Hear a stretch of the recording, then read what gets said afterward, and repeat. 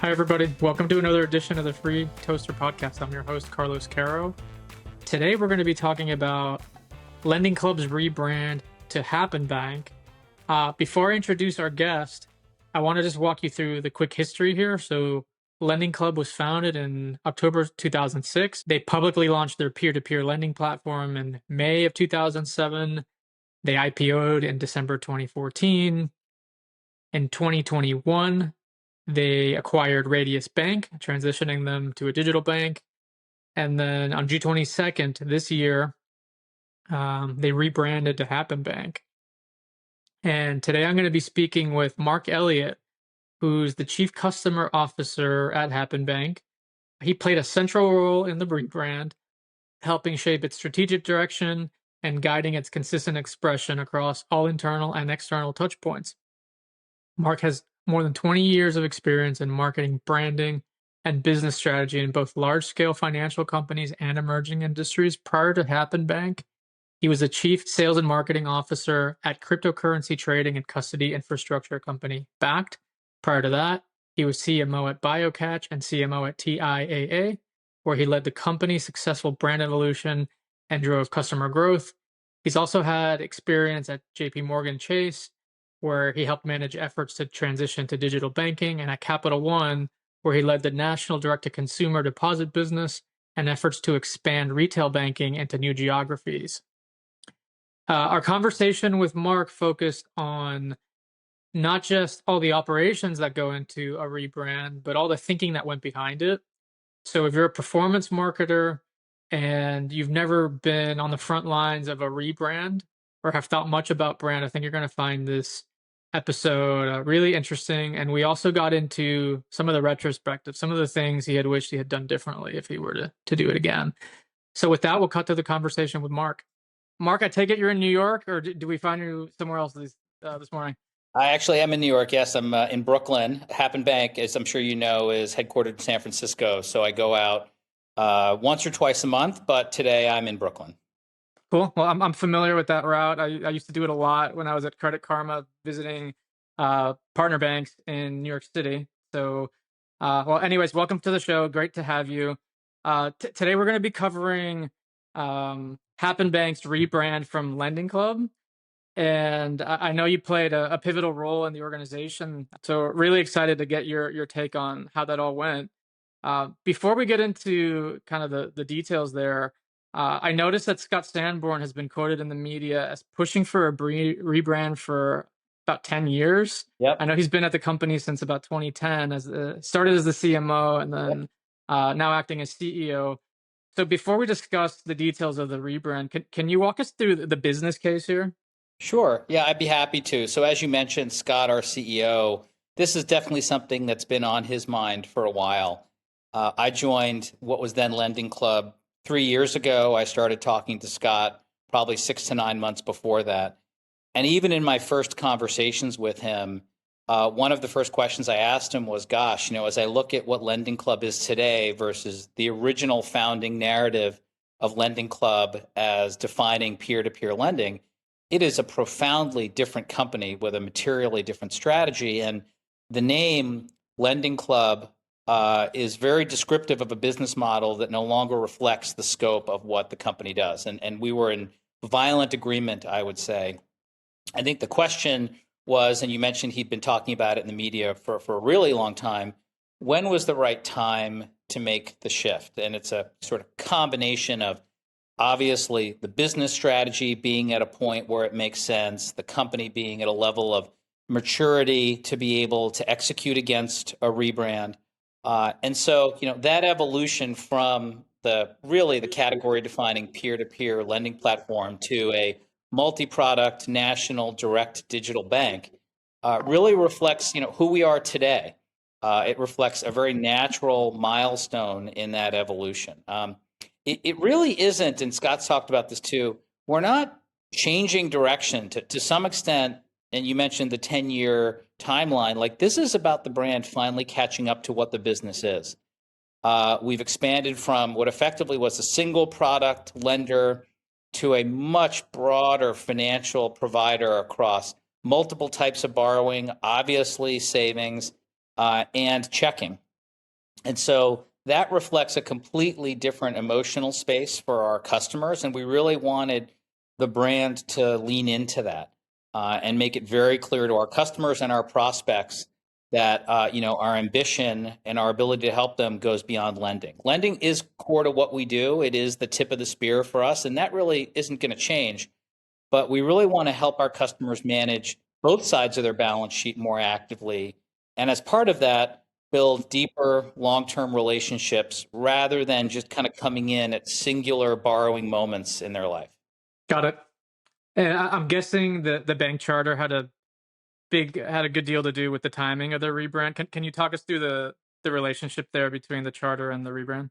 Yeah, I mean, what I would say is that the bank charter, the original narrative and the strategy around the bank charter really was to drive diversification of earnings. It was about raising online deposits, creating a net interest income stream to complement the more volatile, at times, marketplace ups and downs of being forced to sell all of your loans through institutional investors. So, step one with the bank was let's build a balance sheet, let's kind of fund the company, let's get a more stable net interest income stream.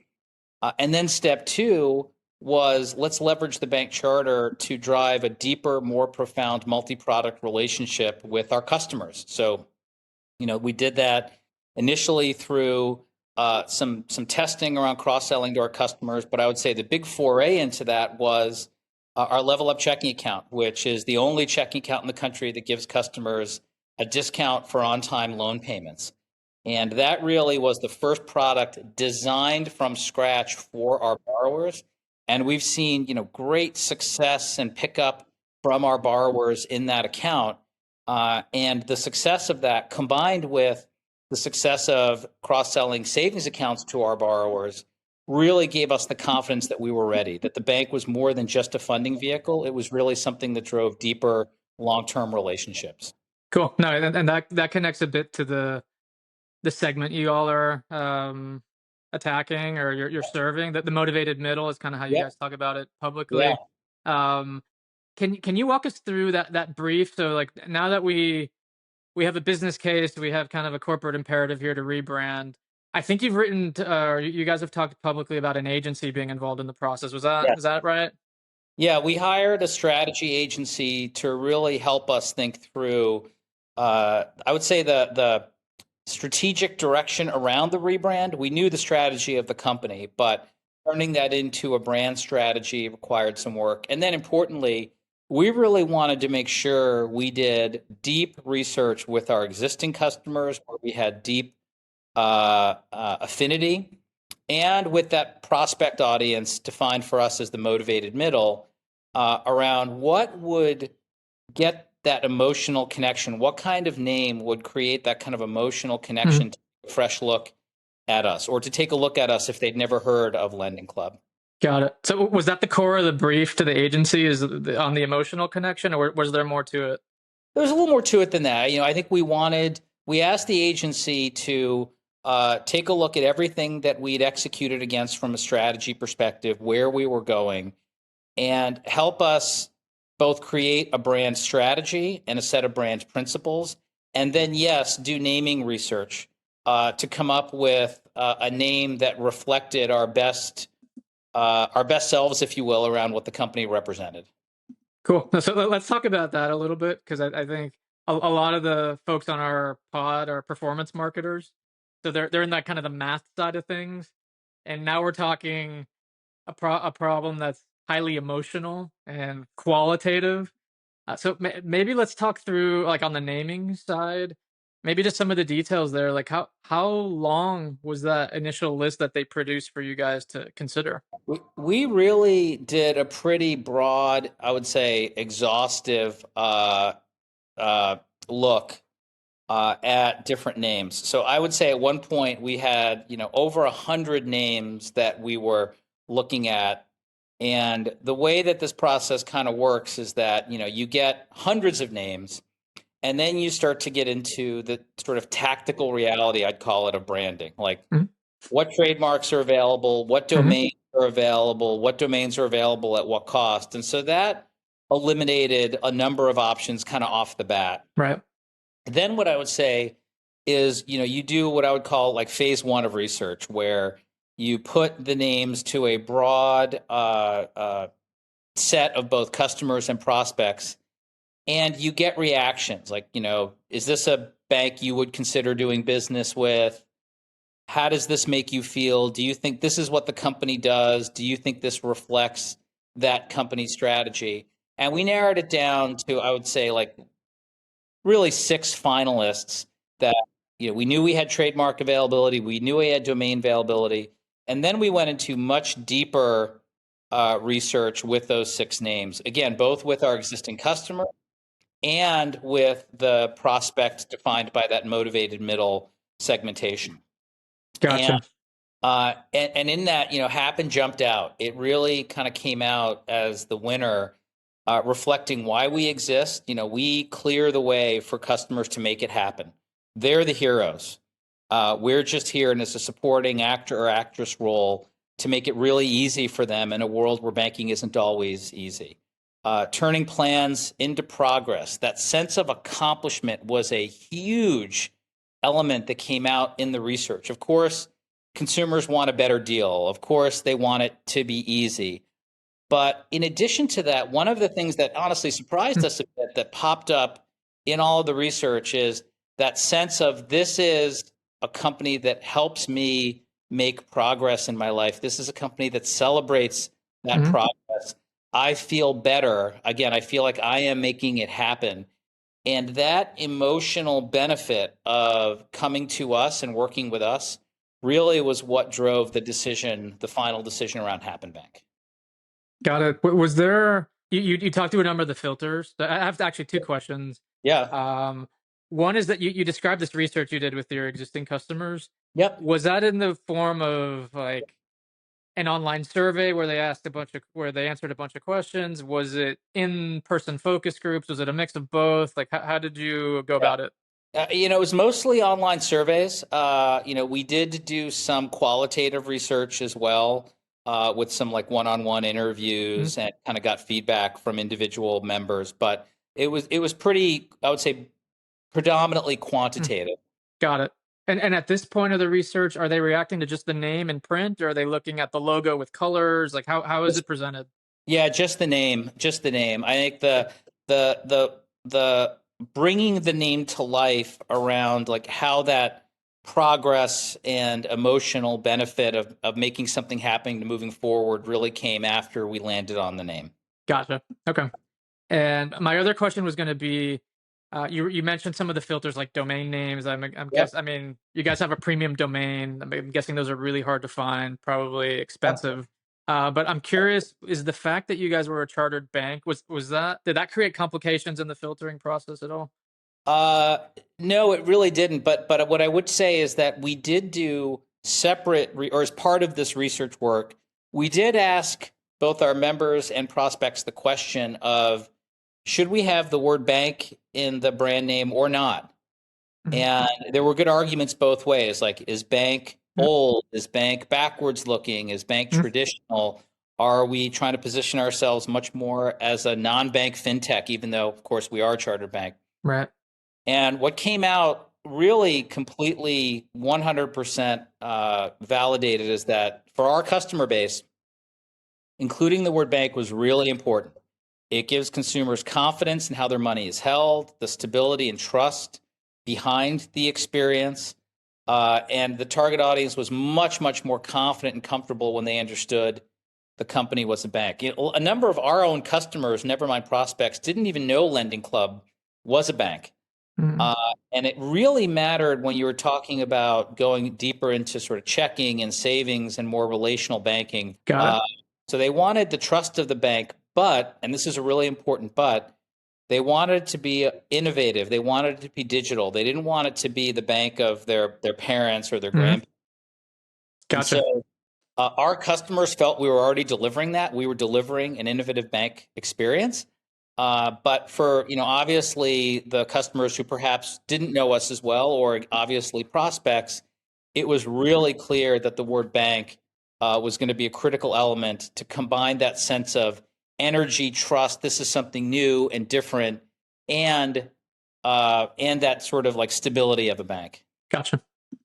So the getting into kind of more the economic considerations here, the performance marketer in me would start getting a little nervous around what might happen to my direct mail, my affiliate campaigns, my search campaigns. The LendingClub brand is at least well known to me. I've been in fintech for a long time. I assume it's well known to a lot of consumers as well.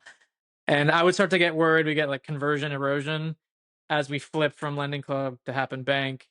I'm curious, did you do any in-market testing to de-risk that at all or measure that? So there's a couple of things that we did do. You're right. I mean, they're doing a change like this absolutely always comes with some friction and risk. But there's several things we did to try to mitigate it and minimize it. We did do a significant amount of in-market testing once we'd made the decision, but before the brand change. So we tested the new color palette under the old LendingClub brand. We tested new brand language under the old LendingClub brand. And we found either very little impact, but when we did see statistically significant impact, it trended towards positive in all of the channels that we did. So we sort of felt, all right, from a visual identity, from a voice, from a positioning standpoint, from a color palette, check the box, we feel good. The other thing we did is several months before the actual rebrand, we did go to market with, Happen Bank is becoming, or LendingClub is becoming Happen Bank. So we did seed the market in direct mail and digital marketing on our homepage, and even to some extent with search, and obviously to our existing customers with email and messages in their online banking app, that this is coming to try to do everything we can to bring the brand attributes from LendingClub over to Happen Bank. And then after the rebrand, and you can see this still today in many of our touch points, we have Happen Bank, formerly LendingClub. So does that mitigate all of the concerns or questions? And to be sure, we have had to invest in both brand search terms and make it clear in the body of the copy and search that LendingClub is now Happen Bank formerly LendingClub.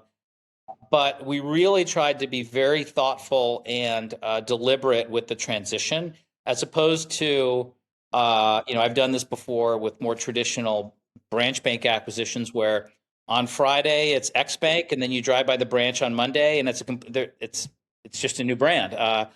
So, and again, in that case, the branches themselves are billboards, sort of reflecting that kind of brand message. Obviously, we didn't have that luxury, so we did it in a very thoughtful, I would say, deliberate way with multiple stages, and even now we still are referencing, formerly LendingClub in many places to really try to make sure we're pulling forward that brand equity, those brand attributes over to Happen Bank. Got it. Yeah, no, I've noticed that, and I'm. When will you know it's time to remove kind of that qualifier? Yeah, it's a great question. I think we have a number of internal metrics, and you mentioned search. I think that's obviously a big one. At what point are people no longer materially looking for LendingClub?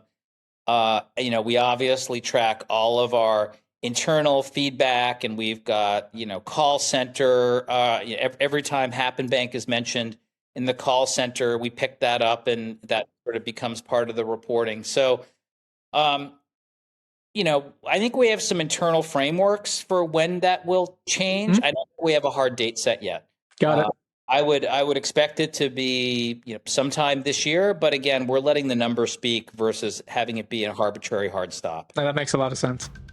Let's take a quick break in the action here, because I'd like to introduce you to our newest sponsor, Fintel Connect.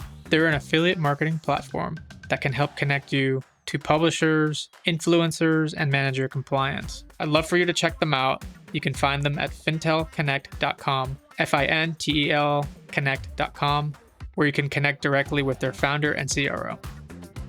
So I've had, I call it the privilege of having seen, at least from the outside, a few rebrands over my career. So I noticed based on your LinkedIn profile, we're actually at Capital One, like that 06 to 12 era. So that was I wouldn't call it a full-on rebrand because they didn't change the name. They didn't change But the name. They changed the color logo, the palette.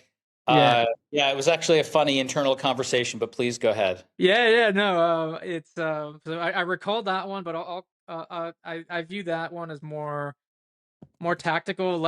It seems a little smaller in scale than what you guys just went through. Yeah. And then I was at Credit Karma. It was a similar type of thing where the colors were out of date.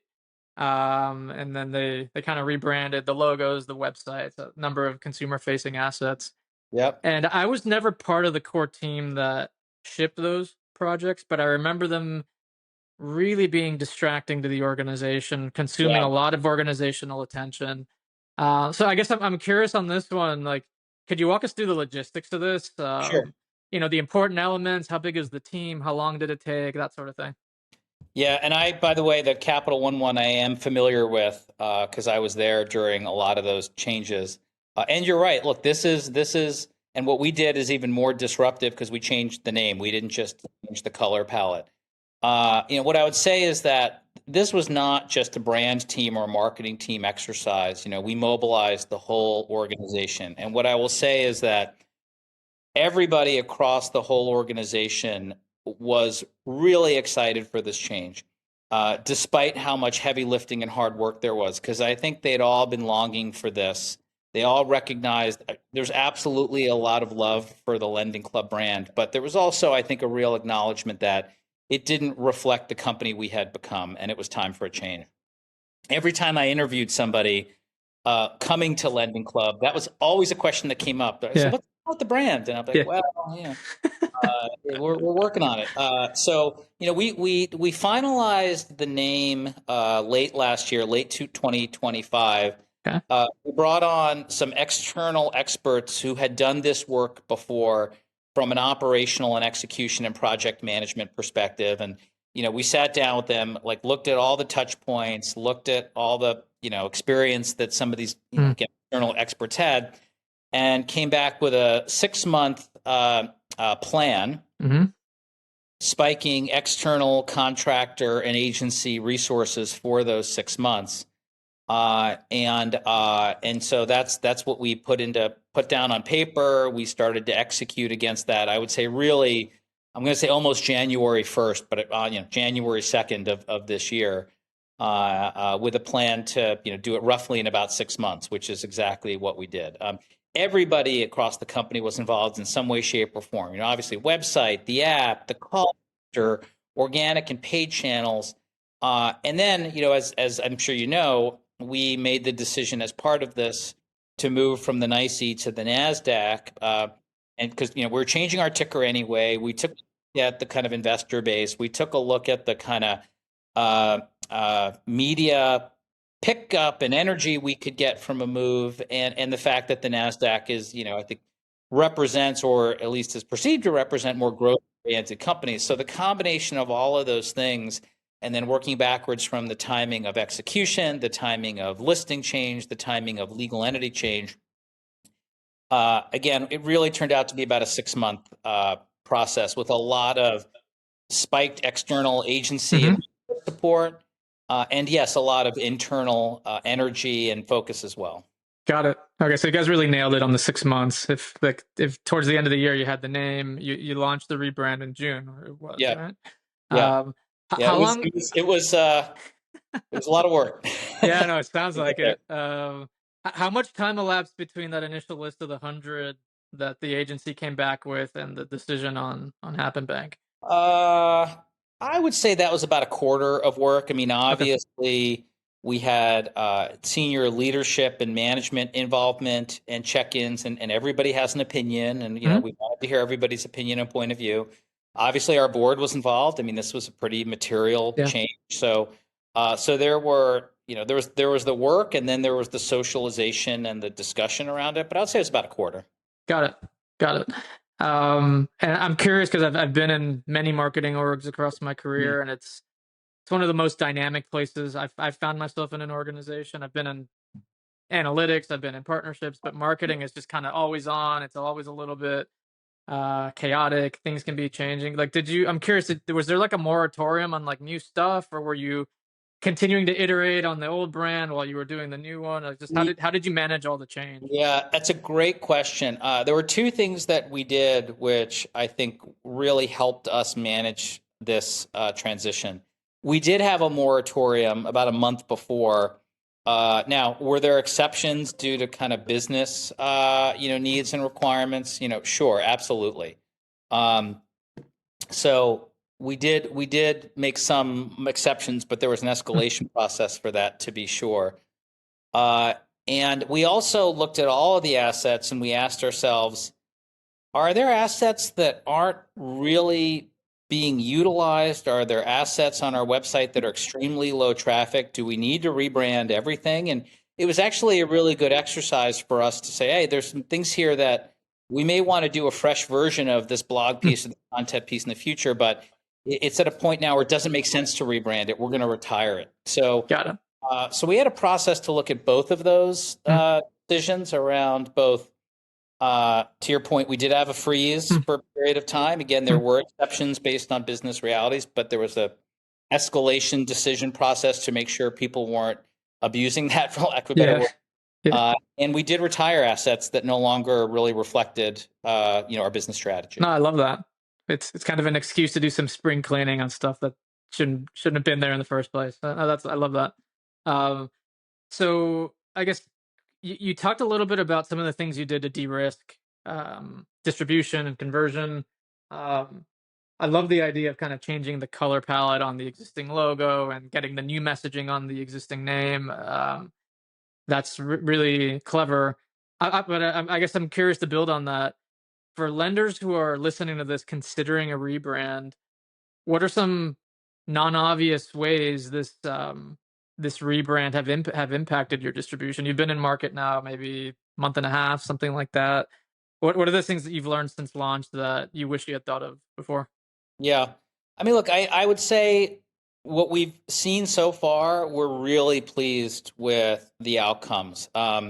You mentioned search. Sure, that there was definitely a transitional moment where we did have to invest behind both brand search terms, and we knew that, and we planned for it, to be sure. And unlike, as I mentioned earlier, I've done several branch bank rebrands in my career where the signage of the branches themselves create awareness. We don't have that. And so we've been, as I mentioned earlier, very deliberate across really all of our channels about Happen Bank, formerly LendingClub. I think if you are a digital bank and you believe that or digital lender, and you believe that you do have some brand equity in your legacy name, that is a really, really good piece of hygiene to make sure that you're doing. And then obviously, I think part of that is working with, you mentioned Karma, working with all of the kind of intermediaries or affiliates or marketplaces with them to really understand, like, day to day, when this change happens, how is your brand reflected on those sites? Because you don't have as much full day-to-day control over some of those things. And we've done a little bit of testing with different partners to really try to nail down our positioning within those sites as well. So I think those are two things I would really encourage people looking at this to focus on, and really put a lot of energy and research and planning behind it. You're not just going to change, your X brand one day and your Y brand the next. I don't think you have that kind of luxury. Gotcha. As you think about the success here, I'm assuming you guys are a very quantitative organization, given your background from COF. Yeah. What are some of the KPIs you're watching to tell you whether this is working as expected? Yeah, I would say we've got short-term, medium, long-term KPIs that we're looking at. So short-term, and this is probably the one you can see moving day to day, is the search volume for the old brand for LendingClub versus Happen Bank. That's something we're looking at daily. We're looking at those trends to sort of see, how those are beginning to, cross over, and the unaided or the organic search for the new brand is accelerating beyond where we were legacy as the old brand. So I think that's kind of short term we did institute before the rebrand a quarterly brand health survey. We'd never done it before, partially because, to your point, we were very performance marketing oriented. We never really made material investments in the brand before. Performance marketing was the brand in some ways. So we instituted a quarterly brand health survey, both with our existing customers and with the motivated middle. And I think this is important. We looked at a lot of different ways to do this, and there are a lot of providers that can give you broad Gen Pop national US awareness. But we knew we were very focused on the motivated middle. A specific segment represents roughly 1/3 of the US population.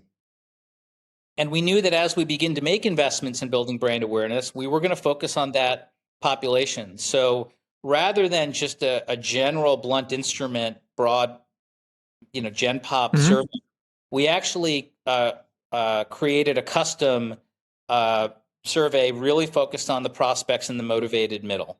And that is more expensive than just doing a generic Gen Pop, but we really felt it was important to make sure we're honing in on our target. So we're gonna we measured one measurement before the rebrand. We've got measurement in flight now for our first quarter after the rebrand. We're expecting heroic changes, overnight, sure, but over time we're expecting to see, and we're hoping to see, legacy awareness, consideration, those brand attributes transfer over, and that's something we'll be looking at. Longer term, and I'm going to say, over 2-3 years, we absolutely are looking for those brand measures, and yes, investments we are looking to make in the brand to translate into business results. But we know that's going to take some time. All right, so let's talk a little bit about some of the lessons, maybe from the process. Just kind of as we look to wrap the show, I'm really curious, as an operator going through a transition of the scale, some of the things you learned. Is there like a line item as you look back, just from a cost perspective, things you needed to do to get this done, that you didn't budget for originally in the plan? Yeah, I mean, what I would say is that when we pulled together the budget based off of our first round of analysis and planning and assessment, and then when we actually started to do the work, the inventory of assets actually turned out to be much larger than we originally planned for or anticipated. And particularly just the sheer volume of customer-facing assets, especially email.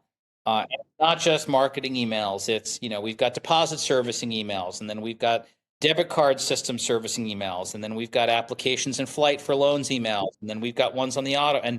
And that turned out to be larger than I think we originally, planned for.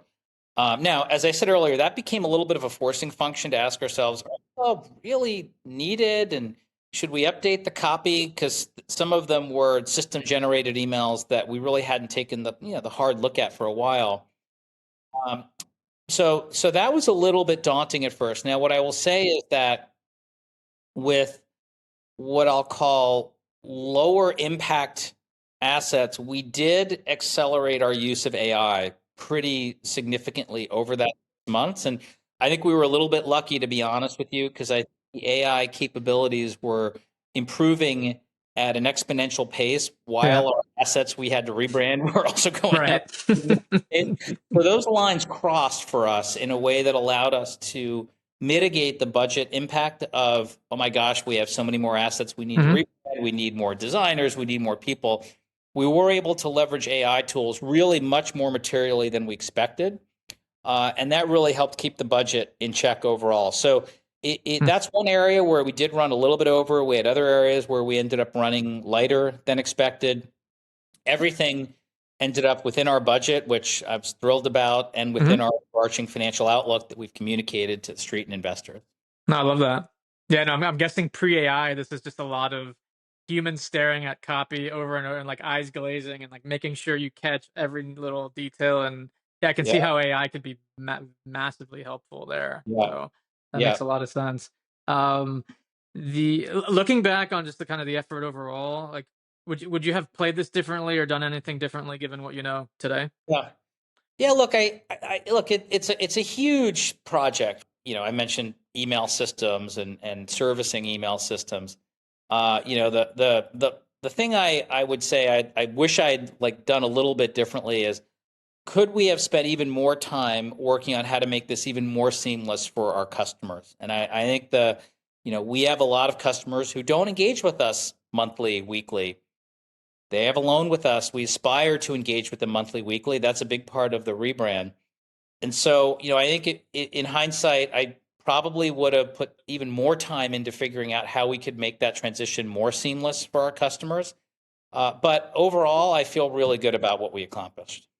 Cool. And I guess the last one is a little bit more of a strategy question, but like, what advice would you give a CMO who's convinced that the reason their distribution isn't working is the brand and the name? And I'm curious how often you think that's actually the problem.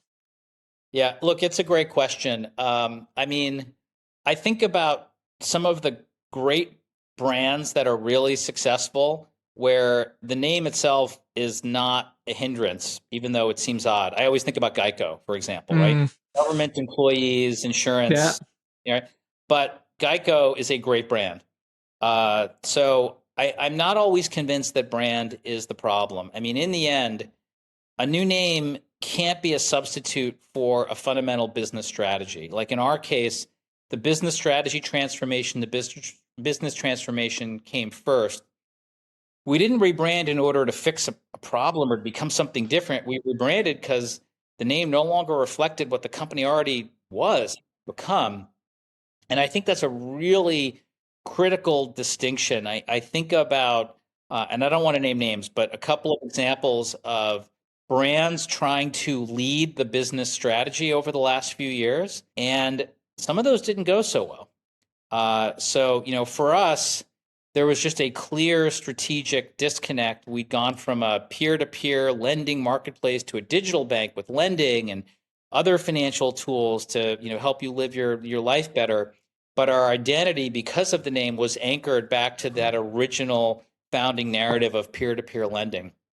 And so, our stakeholders, I mentioned every time I interviewed somebody, our investors, our employees, were always asking us, when would the brands catch up? So we had, I think, the tailwind, if you will, of all of those elements kind of leading us to this, as opposed to a CMO, and I've seen this sort of trying to pull the business in a different direction that it's not ready to go. Gotcha.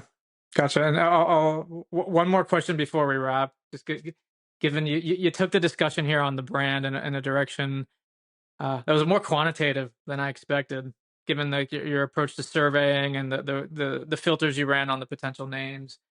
One of the things I find fun about marketing, it's a really nice blend between art and science. Like there's a lot of math, there's a lot of emotion, there's a lot of art to it. You described the process you took as feeling actually more scientific than I might have expected. I guess where do you land on, like, at least in the context of financial services, is great brand more science? Is it more art? Is it a good mix of the two? Kind of where do you sit on that? Boy, this we could have a whole separate conversation about this. You mentioned my time at Capital One, where I really saw the power of the combination of both, right? The testing in specific cities and kind of doing geo fence testing of brand versus performance marketing, and looking at those tests over the course of years in order to really understand the power, but then also the power of great, disruptive, funny, engaging, creative, which definitionally I think is in many ways the art part of this. A lot of the work we have done up until now, to your point, was very quantitative. We really wanted to make sure our customers and prospects saw themselves in this brand. Now that we've done that work, I think the art part starts to pick up a bit more now. How do we tell the story of Happen Bank out in the market, not just through bottom of funnel performance marketing, save X, earn Y, refinance your credit card debt in 10 minutes, what are all of those very tactical, functional messages? How do we build this brand to create those emotional connectivities, to be top of mind for the motivated middle? That does involve some art. Yeah. Sure. So I think our color palette, the way we designed the logo, the forward lean representing forward progress. There certainly were a lot of things in there that we didn't test. We just believed from an art and energy and creative design perspective, these reflect the visual identity that we want the brand to represent what it stands for.